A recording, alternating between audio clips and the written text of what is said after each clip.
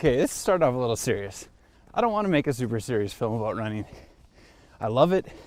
It helps me immensely. This film's going to be about my journey with it, a few wisdoms I've picked up along the way, and some rules that I follow to help me get out the door. But most importantly, we're going to keep it fun, keep it light. All right.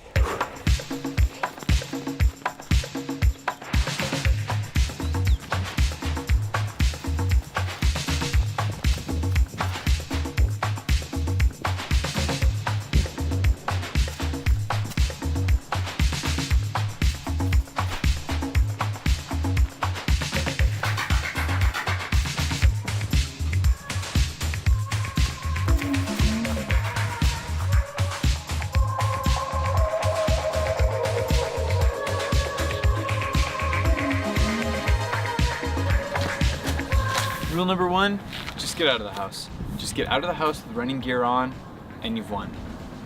As soon as my foot hits the pavement in that first stride, that's the entire run. The run's over. The hard part's done. Something takes over at that point. An energy that's not the guy moping around the house before the run and not the guy doing high kicks after the run. It's its own thing. You know, my runs will lose intensity, gain intensity, become shorter, become longer, but that first step, that first stride is all it takes. Call it Newton's first law of motion, I don't know. Rule number one, just get out of the house.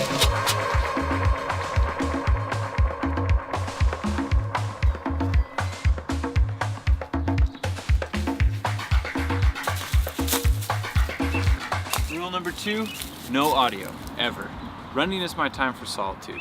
I get away from other ideas, other voices, other minds, information, music, no inputs. I embrace the boredom, I embrace the ever-changing landscape. Actually, this wasn't my rule though. I learned about this from my friend Colin. I'll let Colin explain. Gavin, how's it going? Hey, how's it going, Colin? You were the one who told me about this, and I don't know if you remember. You know what, I vividly remember this conversation. You were basically asking me, what do I listen to music-wise? And you're like, nothing. It was a completely new idea. I didn't even cross my mind to not listen to something when you run. This is a moment to yourself to basically kind of clear your mind. And that was kind of the big thing that always stuck with me. Do you know how many ideas I've had on a run that I didn't expect on, and I didn't even expect on thinking about that thing. Like halfway through, I'm like, oh yeah, like I'm kind of stuck on that. And then it just pings in out of nowhere. There's these incredible benefits to just getting out there and allowing your brain to just think. It's a pretty special opportunity to not be kind of muddled by music that you could be listening to. And I live for those moments now. Like, so now when I go out on a run, I'll think of like a problem that I have, and I'll just kind of every once in a while, I'll bring it back, and then I'll get that ping, and I'm like, that's what I got to do. And then I'm like, then I'm good. Then I'm like, okay, I got that idea, like fantastic. Then I'll now finish the run. And text me a photo of your cat when you guys get it on Friday. That's exciting. All right. Okay, man. All right, man. Take care. You too. Later. Listen to all this. You can hear everything.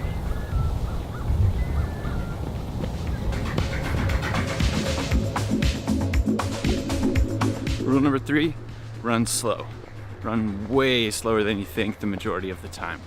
This is technically called zone 2 training, and it gets into anaerobic versus aerobic, but that's really boring, so I'm not going to get into that.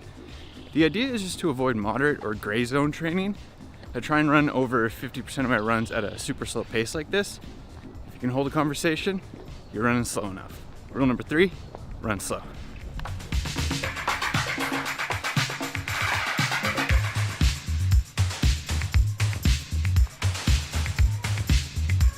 All right, rule number 4, weather is weather.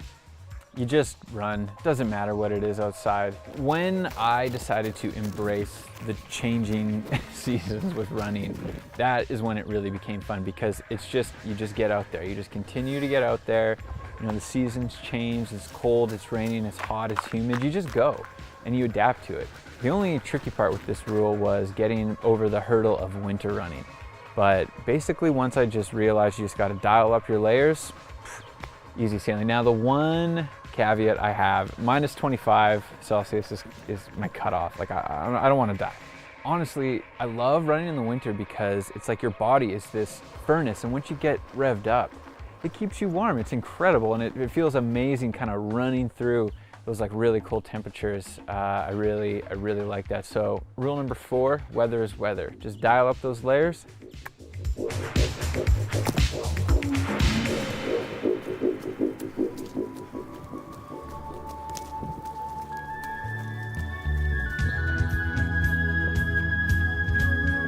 Okay, rule number 5, set challenges for yourself. When I started setting challenges, that's when it really became fun, and that's when I had something to work towards. The first challenge I set up was in 2017. I wanted to run 5 kilometers every day in December.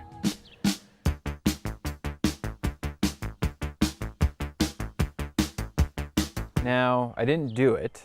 I missed 3 days out of the 31, but it taught me that if you set these goals and these challenges, you will push yourself way beyond what you thought you were capable of. I used to only think I could run maybe 2 or 3 days in a row, and then boom, 15 days in a row until I fell off. But another challenge that I set up was for 2018. I wanted to run 1,000 kilometers in 2018. I did 940. I was close. I didn't quite realize how many kilometers that was, but that is now my challenge for 2019. You got to set challenges. So in 2018, I was like, you know what? I'm going to go for this 5K for every day in December again. And I knew what it was going to take. I knew it was going to take a lot of time running in the dark, but I got to December 31st and I did it, and it felt wonderful.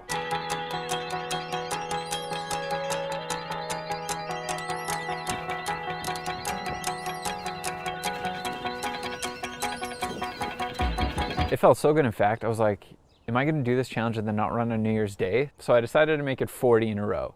So I ran an extra 9 days and I got 40. So I was like, well, 40 is kind of a weird number. Let's do 10 more. So I ended up doing 5 kilometers for 50 consecutive days.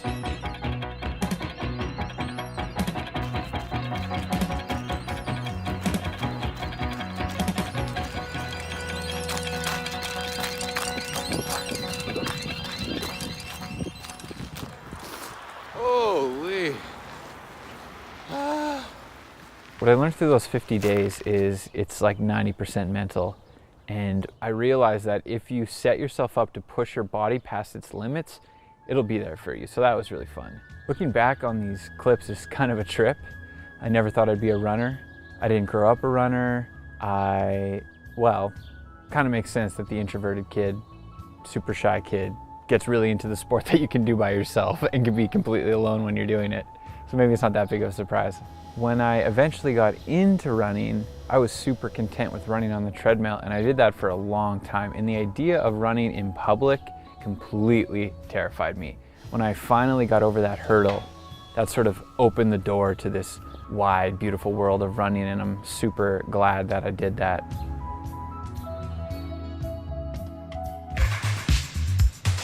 All right, some bonus, slightly superstitious rules that I follow as well. Bonus rule number 1, always fist bump the Denny Carr statue.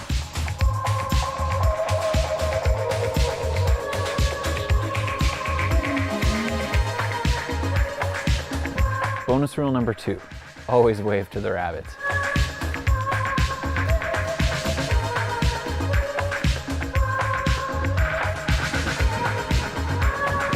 They're brown now.